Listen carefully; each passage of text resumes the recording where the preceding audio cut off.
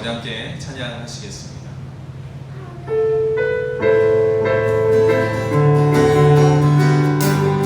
우리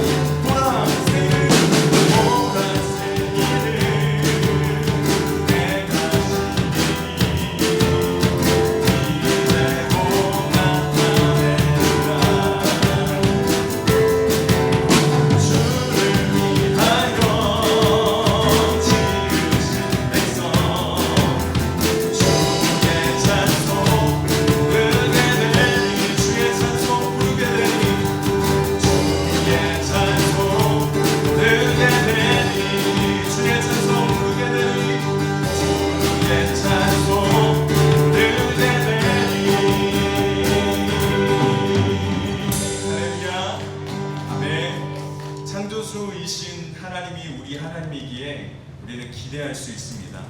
내일을 기대할 수 있고, 또 사람을 향하여서도 기대할 수 있고, 또 우리의 인생을 향하여서도 기대할 수 있는 것이죠. 더욱더 우리가 추구하고 우리의 마음 가운데 새겨야 할 것은 그 창조주이신 하나님이 우리의 삶 가운데 개입하고 계시고, 또 우리의 삶을 다스리고 계시는 참 좋으신 하나님이시라는 것, 그것을 우리가 하루하루 경험하고 깨달아가는 것, 그것이 우리의 삶 가운데 계속 이어져야 될 숙제인 줄 믿습니다. 우리 함께 전에 아까 고백했던 것처럼 내 안에 가장 귀한 것은 주님을 알아가는 삶입니다. 이 고백을 주님 앞에 다시 한번 올려드리면서 우리의 마음 가운데, 또 오늘 예배 가운데 주님을 알아가는 귀한 기쁨이 있기를 소망하면서 우리 함께 찬양하십시다.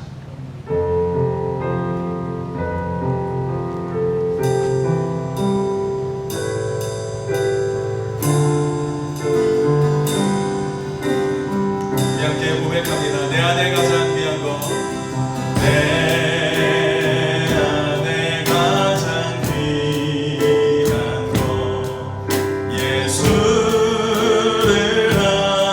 알미라.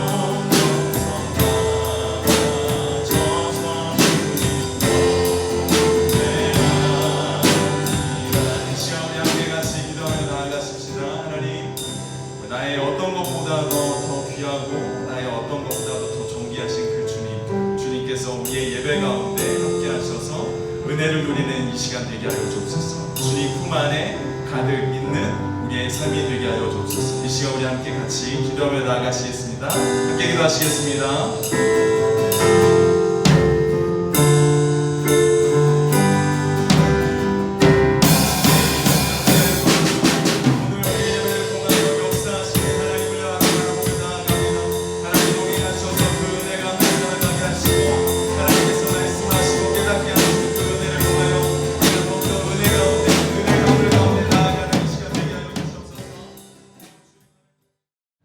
창세기 11장 10절에서 32절 말씀입니다.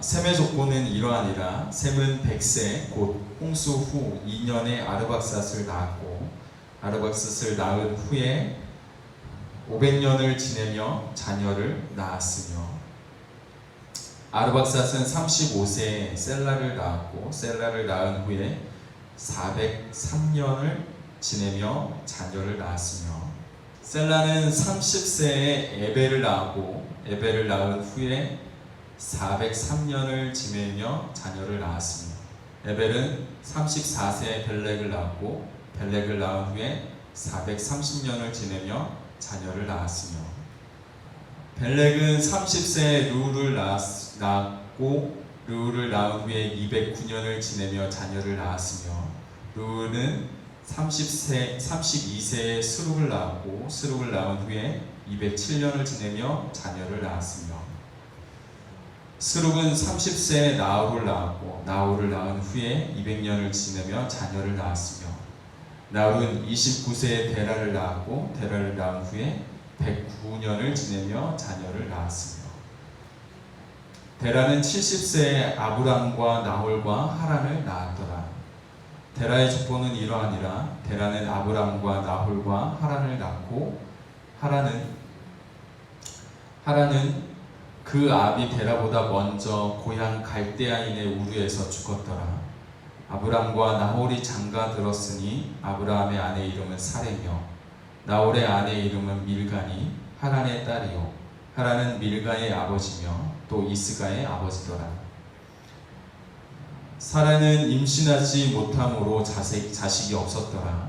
데라는 그 아들 아브람과 하란의 아들인 그의 손자 룻과 그의 며느리 아브람의 아내 사레를 데리고 갈대아인의 우르를 떠나 가나안 땅으로 가고자 하더니 하란에 이르러 거기 거류하였으며 데라는 나이가 205세가 되어 하란에서 죽었더라.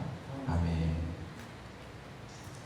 오늘 우리가 읽은 말씀은 이 족장 시대가 태동되어지는 그 시작점을 이야기하고 있습니다. 그래서 하나님의 말씀이 아브라함에게 임하고 그들의 가족 데라와 함께 그들의 모든 가족들이 고향을 떠나서 하나님이 약속하신 가나안 땅으로 가는 그 모든 여정의 시작점이 바로 이 11장 맨 마지막에 나오는 것이죠. 그래서 오늘 우리가 함께 은혜를 좀 나누려고 하는 것은 이 아브라함이 하나님의 말씀을 따라서 갈대아 우르를 지나 하란을 지나 가나안 땅으로 가는데 그 아브라함이 크게 경험했던 도시들, 세 도시들, 이 갈대아 우르, 그다음에 하란, 가나안 이 세 도시를 경험하면서 그들이 어떤 삶을 살았는지 대략적으로 우리가 좀 그것을 나누고 이것을 통해서 우리가 믿음의 여정이 과연 어떠한가, 우리의 영적인 교훈으로 삼아야 될 것은 무엇인가 라는 것들을 함께 살펴보기를 원합니다. 첫 번째로 우리가 함께 보기를 원하는 것은 갈대아 우르입니다.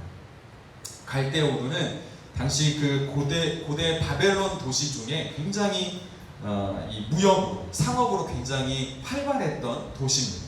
무역이 활발했고 상업이 활발했다는 것은 그 도시가 굉장히 부유했다는 것이고, 거기와 함께 우리가 하나님의 말씀을 우리가 듣고 있기 때문에 대략적으로 이 무역이 발달하고 상업이 발달하면 그 이웃 나라들의 이방신들이 함께 그 땅에 들어옵니다.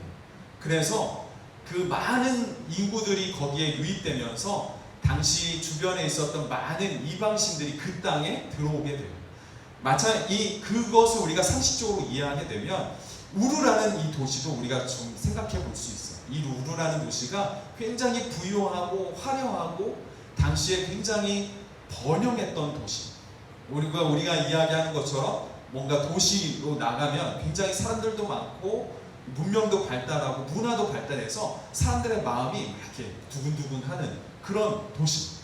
그런 도시였습니다. 그렇지만 그와 함께 그 도시는 우상이 많았다라는 것을 우리가 기억해 보면 좋겠습니다. 우상을 숭배하는 문화가 그 안에 너무나도 만연해 있었기 때문에 하나님께서는 갈대아 우르에 살고 있는 아브라함을 하나님께서 부르시는 것 같아요. 왜 하나님께서 아브라함을 부르셨는가?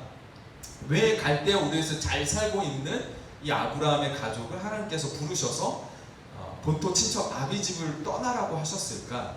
그것은 하나님께서 아브라함을 통해서 하나님의 역사를 이루어 가시고 싶으신데 그 우상이 많은 이 도시에서는 아무리 하나님의 일을 하려고 해도 방해할 것들이 너무 많은 거예요. 그런 차원에서 하나님께서 이 아브라함을 믿음의 조상으로 일구어내기 위해서 잠깐 이 우르를 떠나도록 하신 것은 아닐까 하는 것들이 성경학자들의 많은 견해입니다. 재밌는 것은 이 갈대아 우르의 뜻입니다. 갈대아 우르라는 뜻이 무슨 뜻을 가지고 있느냐? 언어적으로 표현하면 불, 빛 이런 뜻인데 이것을 좀 의역적으로 학자들이 표현할 때 어떤 단어로 표시하냐면 황폐하다, 목마르다라는 뜻입니다. 그러니까 굉장히 뜨거운 그 날씨와 어떤 그런 불의 의미를 가지고 있는 도시이기에 굉장히 화려하고 굉장히 뭔가 사람들에게 있어서 빛으로서의 어떤 도시일 것 같은데 그 속 의미는 무엇이냐면 황폐하다, 목마르다. 우르는 절대적으로 황폐한 도시가 아니고 목마르고 메말라 있는 도시가 아니에요. 그런데 왜 이 우르라는 도시의 속뜻이 황폐하다, 목마르다 였을까? 이것은 어떻게 보면 이 우르가 가지고 있는 내면의 모습, 영적인 모습이 아닐까 하는 것을 우리가 생각해 볼 수 있죠. 겉보기에는 굉장히 무역이 성행했고 또 상업이 발달했고 문화가 발달해서 많은 사람들이 찾는 도시였는지 모르겠지만 그 도시 안에 그 도시의 백성들이 가지고 있는 영적인 갈망, 내적인 갈급함, 그것이 완전히 메말라 있는 도시. 어떤 그 도시가 가지고 있는 풍성함과 부요함이 있지만 그것을 맛보면 맛볼수록 그들의 마음과 심령이 점점 황폐해져 가는 것. 그것을 이 우르라는 이 단어가 표현해 주는 것은 아닐까 생각을 해봅니다. 마치 우리가 복음서에 나오는 수가성에 나오는 그 사마리아 여인처럼 그 여인이 남편이 있었지만 예수님이 말씀하시기에 지금에 있는 그 사람도 남편이 아니고 그런 사람이 5명이나 더 있었다라고 이야기하잖아요. 그 여인은 그 마음의 공허함, 내적인 그 갈증을 남자로 무엇인가 이 남편으로 채워보려고 했지만 그것이 잘 안 됐던 것 같아요. 그렇지만 그 여인을 찾아오셔서 하나님이 목마르지 않는 영생수, 그 영생수를 네가 마신다라면 전혀 목마르지 않을 텐데 라고 말씀하시죠. 여러분, 이 사마리아 여인과 갈대아 우르, 이것이 현재 우리의 옛 과거의 모습은 아니었는지 우리가 좀 생각해 보시기 바랍니다. 우리가 하나님을 만나기 전, 주님을 아직 만나지 못했던 그 과거의 삶, 주님을 아직 우리의 마음 가운데 주님을 영접하지 못했던 그 과거의 삶을 우리가 좀 생각해 보시면 이 우르는 하나님을 아직 주님을 만나지 못했고 영접하지 못했던 과거의 우리의 모습과 너무 흡사하다는 것을 우리가 알 수 있죠.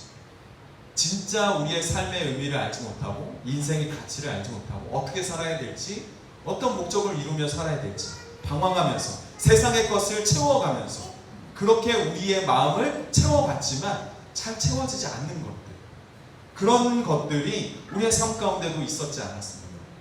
세상에서 잘 살아보려고 노력했지만 마음껏 살아보려고 했지만 그런 것들로 잘 채워지지 않는 우리의 인생의 목마름이 있었죠. 바로 이 우르라고 얘기하는 것은 우리의 그 주님을 아직 만나지 못한 우리의 모습, 그런 모습인 것입니다. 그런 모습들은, 그런 삶들은 뭔가 진리를 찾아가려고 애쓰고 하지만 결국은 세상 것으로 채우기 마련입니다. 세상 것으로 자꾸 우리의 마음을 채우고 우리의 영혼을 채우려고 하지만 계속 우리의 영혼은 더 말라져 가는 것을 우리가 보게 되는 것이죠. 여러분, 우리가 아브라함도 마찬가지로 이 문명의 부요함과 풍요 가운데서 그것을 자꾸 채우지만 결국은 공허함을 느끼는 것입니다. 그런 가운데 아브라함 가운데 하나님이 나타나신 것입니다. 사도행전 7장 2절 말씀을 보면 이렇게 기록이 되어 있습니다. 스데반에 이르되 여러분 부영들이여 들으소서. 우리 조상 아브라함이 하란에 있기 전 메소포타미아에 있을 때, 이 메소포타미아의 거기가 바로 우루 지역입니다. 거기에 있을 때 영광의 하나님이 그 가운데 보였다라고 이야기합니다. 예수님이 사마리아 여인에게 나타나셔서 그렇게 이야기하시죠. 내가 주는 물을 먹는 자는 영원히 목마르지 아니할 것이다. 내가 주는 물은 그 속에서 영원히 솟아나는 샘물이 될 것이다. 이렇게 그 수가성의 여인 가운데 주님께서 나타나셔서 그에게 구원의 길을 허락하셨듯 하나님께서는 아브라함에게도 동일하게 나타나셔서 그에게 찾아오시고 그의 인생에 길을 열어주시는 놀라우신 하나님. 그 하나님을 만난 그 시점이 아브라함에게서는 인생에 있어서 어떻게 보면 인생을 제대로 살아가는 첫 걸음, 전환점을 맞이하게 된 것이 바로 이 우리의 특징인 것입니다. 이제 아브라함은 더 이상 목말라 하지 않아도 될 것입니다. 주님 안에서 주님과 함께 주님이 걸어가라고 하시는 그 길을 걸어가다 보면 더 이상 목말라하지 않고 내 안에서 채워지는 놀라운 역사를 그는 경험하는 것이죠. 어떻게 보면 그래서 이 갈대아 우르는 그런 의미에서 목마름의 땅이기는 하지만 인생에 있어서 새로운 전환점이 되는 어떤 그 믿음의 전환점이 되는 계기가 되는 것도 있습니다. 여러분들은 이 우르를 떠나셨습니까? 아멘? 여러분들 마음 가운데 주님을 영접하고 주님을 나의 주로 고백한 사람들은 우르를 떠난 줄 믿으시길 바랍니다. 여러분들의 마음을 갈증하게 만들고 목말라하게 만들고 황폐하게 만들 것들은 없습니다. 여러분의 마음은 주님으로 인해서 늘 기쁘고 늘 만족스럽고, 물론 우리의 가운데 시련이 찾아오기도 하지만 주님 때문에 우리가 웃을 수 있고 주님 때문에 우리가 만족을 누릴 수 있는, 그것을 우리가 믿음으로 고백할 수 있는 사람들이 우르를 떠난 사람들. 여러분들의 삶 가운데는 반드시 우르를 떠난 삶이 있기를 주님의 이름으로 축복합니다. 아브라함처럼 목마름에 허덕이는 우리를 찾아오신 그 하나님을 여러분들 한 사람 한 사람 다 만나시길 주님의 이름으로 축복합니다. 아직 주님을 만나지 못했다라면, 아직 주님이 누군지 또 어떤 분이신지, 주님을 만나면 내 인생이 어떻게 달라지는지 아직 경험하지 못했다면 여러분들 마음을 넓히십시오. 그리고 주님을 받아들이십시오. 주님의 말씀을 받아들이시고 말씀을 통한 영적인 갈급함이 채워지는 것을 경험하시길 주님의 이름으로 축복합니다. 그럴 때 우리가 인생을 새롭게 시작할 수 있는 것이죠. 두 번째, 아브라함이 두 번째로 찾아간 것은 하란입니다. 하란. 오늘 말씀 31절 말씀을 보시면 이렇게 기록이 되어 있습니다. 데라가 그 아들 아브람과 하란의 아들인 그의 손자 롯과 그의 며느리 아브라함의 아내 사레를 데리고 갈대아인의 우르를 떠나 가나안 땅으로 가고자 하더니 하란에 이르러 거기 거주하였으며. 그러니까 목적지는 가나안입니다. 그런데 중간에 하란을 거류합니다. 거류라는 것은 잠깐 거기에 머무르는 것이죠. 31절 말씀을 보면 이 아브라함이 본래 갈대아 우르의 사람이었었는데 이제는 가나안 땅으로 가려고 하는 것을 우리가 볼 수 있죠. 하지만 그 중간에 하란이라는 곳이 있어요. 거기에 잠깐 멈췄다라는 것을 우리가 볼 수 있습니다. 이 하란이라는 이름은 산이라는 뜻입니다. 그러니까 굉장히 높은 산맥을 이룬 도시가 이 하란입니다. 고대 사막 지대를 여행하는 사람들에게 있어서 이 산은 굉장히 즐거운 곳이 아닙니다. 왜냐하면 산 때문에 내가 가려고 하는 길이 막히기 때문이죠. 그러니까 산이 가지고 있는 의미는 내가 가고 있는 이 여정의 장애물이 되는 것입니다. 장애물의 상징이 이 산이 되는 것입니다. 그러니까 하란은 그런 의미가 되는 것이에요. 이 아브라함의 가족들이 가려고 하는 이 가나안 땅 가운데 이 하란이라는 도시는 그 가나안의 여정의 방해물이 되는, 장애물이 되는 의미를 가지고 있다라고 우리가 생각해 보면 됩니다. 우리가 생각해 볼 수 있죠. 왜 하란에서 그들이 멈추고 거류했는가? 가다가 지체하게 된 이유가 무엇인가? 하란에 굳이 남아 있어야 될 이유가 있었겠는가? 그것은 이 아브라함의 가족 때문인데요. 창세기 12장 말씀을 보면 하나님은 아브라함에게 본토 친척 아비 집을 떠나라고 했어요. 고향을 떠나고 아비를 떠나라고 합니다. 그리고 복의 근원도 복의 근원에 대한 그 약속도 아브라함과만 맺은 언약이에요. 그러니까 가족들이 함께 맺은 언약이 아니고 아브라함 그 개인에게 하나님 명하신 약속인 것입니다.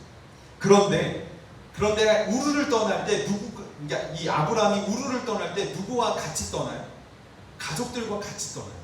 아버지도 데리고 가고 조카 롯도 데리고 가고 뭐 사라는 1+1이니까 가는 거 맞는데, 근데 이제 이 가족들이 같이 가는 거죠.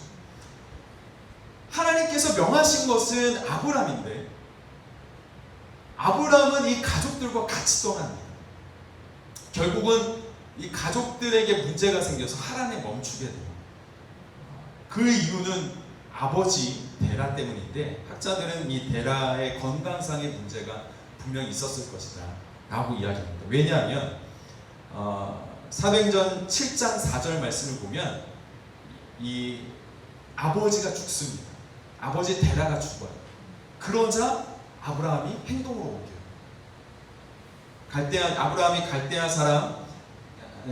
사람의 땅을 떠나 하란에 거하다가 그의 아버지가 죽음에, 그러자 하나님이 그를 거기서 지금 사는 그 땅으로, 가나안 땅으로 그를 옮겼다. 행동을 옮기는 그 계기가 무엇이냐면 아버지가 죽자 아브라함이 움직이는 것이에요. 그러니까 아브라함의 그 데라가 그 당시에 하란에 멈출 수밖에 없었던 그 이유는 데라가 건강상의 문제가 굉장히 좀 심각했던 것 같아요. 우리가 자세하게 알 수는 없지만 학자들의 견해가 대부분 그렇습니다. 그래서 그렇다라고 우리가 합리적인 의심과 추정을 해볼 수 있는 것이죠. 그래서 데라가 그 안에 이제 머무른 것이죠. 머무르다 보니까 아브라함도 거기서 머무르게 된 겁니다. 여러분, 사랑하는 가족을 주신 것은 하나님의 축복인 줄 믿습니다. 그렇지만 그 하나님의 그 선물을, 하나님이 주신 그 축복을 우리가 하나님보다 더 사랑한다라면 결국 그것이 무엇이 되냐면 우상이 되는 거예요. 예수님이 누가복음 14장 말씀에 그렇게 이야기하잖아요. 물은 내게 오는 자가 자기 부모와 처자와 형제와 자매와 및 자기 목숨까지 미워하지 아니하며 능히 내 제자가 되지 못할 것이다. 이 이야기가 뭐냐면 내 제자가 되려면 너네 부모님 미워해야 되고 형제 미워해야 되고 자기 목숨까지 미워해야, 이렇게 다 미워해야 된다라고 이야기하는 게 아니라 그냥 좀 이제 직역할 것이 아니고 그 의미를 좀 우리가 알아야 될 것인데, 가족들을 하나님보다 더 사랑하고 처자들을 하나님보다 더 우선순위에 두고 너의 목숨을 하나님보다 더 우선순위에 둔다라면 내 제자가 될 수 없다라고 이야기하는 것입니다. 여러분, 우리의 삶의 우선순위는 어디에 있습니까? 여러분들이 거둬들인 그 재물을, 여러분들이 번 그 재정을 어디에다가 많이 투자하고 있습니까?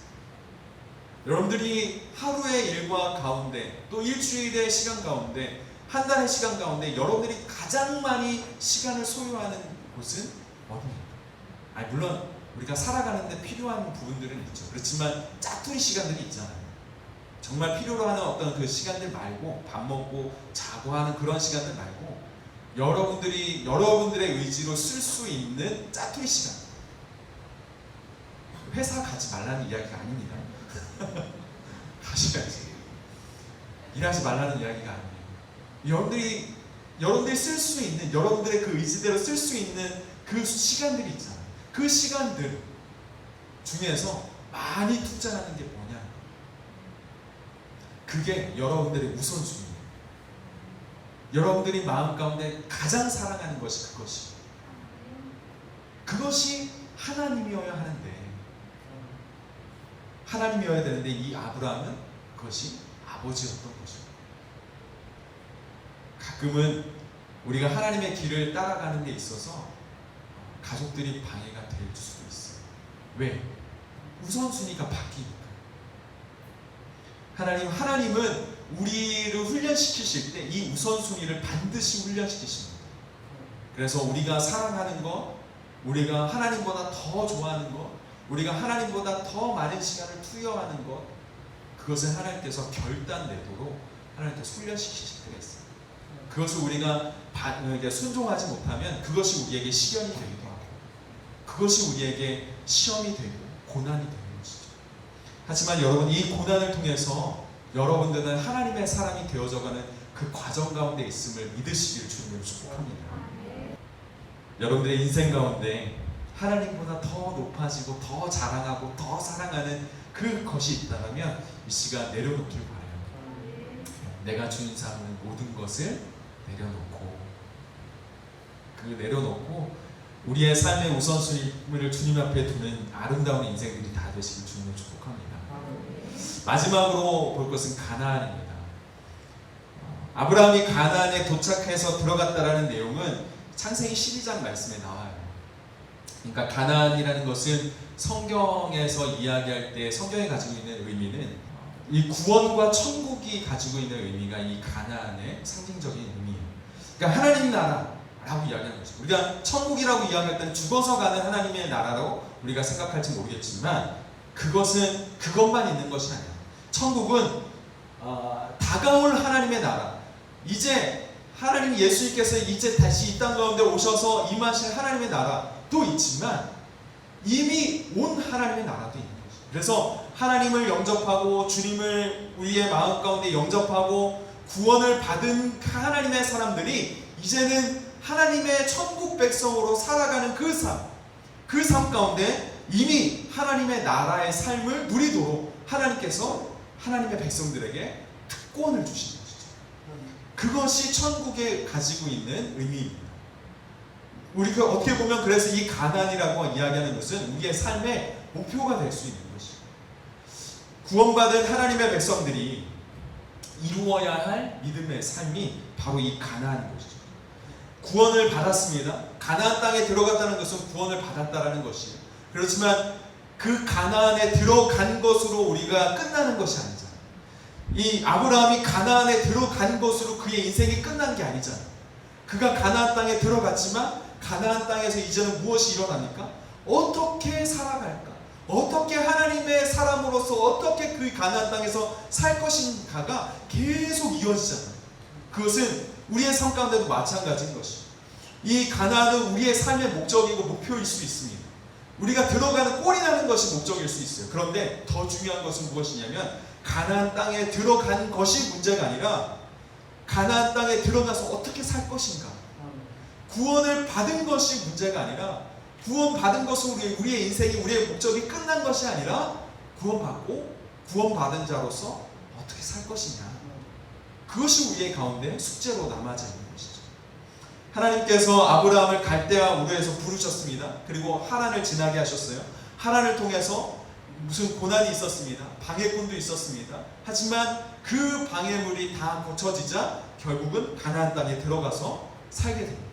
이 모든 과정을 우리는 영적으로 구원의 과정이다, 구원의 여정이다 라고 이야기할 수 있는 것이죠. 여러분, 우리도 마찬가지입니다. 우리가 구원을 얻었지만 우리가 구원을 얻고 하나님의 사람이라고 하는, 하나님의 백성이라고 하는 타이틀을 얻었지만 그것으로 끝난 게 아니에요. 우리에는 어떤 삶이 남아져 있냐면 하나님의 형상을 닮아 주님 다시 오실 그날까지 천국 백성으로 살아가야 되는 그 의무가, 사명이 우리에게 남겨져 있는 거죠. 할렐루야. 그래서 믿음은 성숙해져야 된다라는 말이 있는 것입니다. 이것을 성화의 과정이라고 우리가 말하는데 우리는 성화의 과정을 거쳐요. 성화라는 것은 무엇이라고 말씀드렸죠? 그 하나님의 형상을 닮아가는 거예요. 점점점 닮아가요. 그래서 성화, 변화 화자를 쓰는 거죠. 거룩함으로 도달할 수 있는 그 모든 과정, 그것이 구원받은 삶의 의미이고 그것이 우리가 이 순간에도 우리가 이루어야 될 삶의 목표인 거죠. 여러분들은 하나님의 사람들인 줄 믿으시길 바랍니다. 구원 받으셨죠? 그러면 그 구원 받은 것으로 끝나지 마시고 이 구원받은 삶으로 점점점 하나님을 닮아가는 성화의 삶을 계속적으로 살아가시길 주님의 이름으로 축복합니다. 주님을 닮아가란 말입니다. 주님의 생각을 아시란 말입니다. 하나님의 성품을 점점점 닮아가시란 말입니다. 여러분, 우리가 누군가를 사랑하다 보면, 누군가를 존경하다 보면 그 사람의 말투, 그 사람의 어떤 행동, 그 사람이 하고 있는 어떤 습관, 이런 것들을 따라가게 되어 있어요. 따라가게 되어 있어요. 사랑할 때 더 따라갑니다. 그래서 사랑하는 부부들을 보면 어느 순간 닮아 있다는 것을 보게 되죠. 그것은 그들이 닮으려고 노력한 것이 아니에요. 사실은 그냥 서로 마주하고 사랑하고 사랑을 나누고 한 것 뿐인데, 어느 순간 제3자가 볼 때 그들이 닮아 있다. 아, 비슷하네. 웃는 것도 비슷하네. 말하는 거 왜 이렇게 똑같아? 뭐 이런 것들을 보게 되는 것이죠. 정작 당사자들은 뭐 닮으려고 닮은 게 아니에요. 그냥 사랑하는 것 뿐이에요. 그런데 아는 거예요. 주변의 사람들이 아는 거예요. 여러분, 우리는 하나님을 닮아야 될 줄입니다. 그래서 우리는 뭐 해야 돼요? 하나님을 사랑하죠. 하나님 사랑하죠.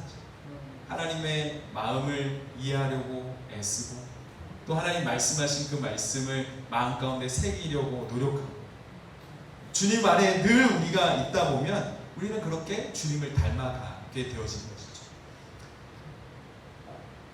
여러분, 여러분의 삶 가운데 하나님께서 개입하셔서 여러분의 삶을 만지시고 주관하시는 놀라운 하나님의 백성으로서의 삶, 그 삶을 마땅히 살아가시고 누리시길 주님의 이름으로 축복합니다.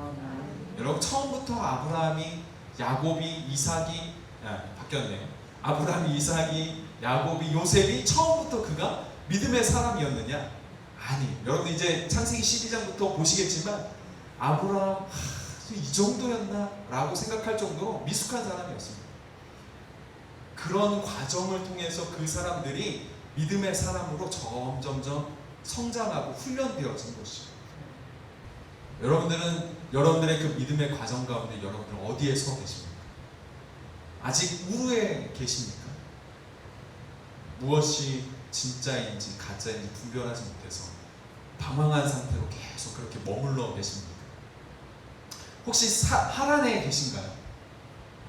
세상 것으로 뭔가 좀 채우려고 해보려고 했는데 아직도 하나님께 우선순위를 두지 못하고, 아직도 하나님을 온전히 사랑하지 못하고 온전히 믿지 못하고 그 안에서 왔다 갔다 하면서 고난을 받지만, 고난은 있는 대로 다 받지만 성장하지 못하고 계속 그 자리에 머물러 계십니까? 혹시 여러분들은 구원 받으셨습니까? 가나안 땅에 들어가셨습니다. 구원받은 것으로 혹시 끝나고 내가 할 일은 다 했다 하고 그냥 그러고 계십니까? 우리는 반드시 성화의 과정 가운데 하나님과 함께 동행하는 삶을 반드시 누리며 주님과 함께 승리의 길을 걸어야 될 줄 믿습니다. 여러분들 한 사람 한 사람이 하나님과 동행하시는 놀라운 복들을 누리시기를 주님의 이름으로 축복합니다. 기도하시겠습니다.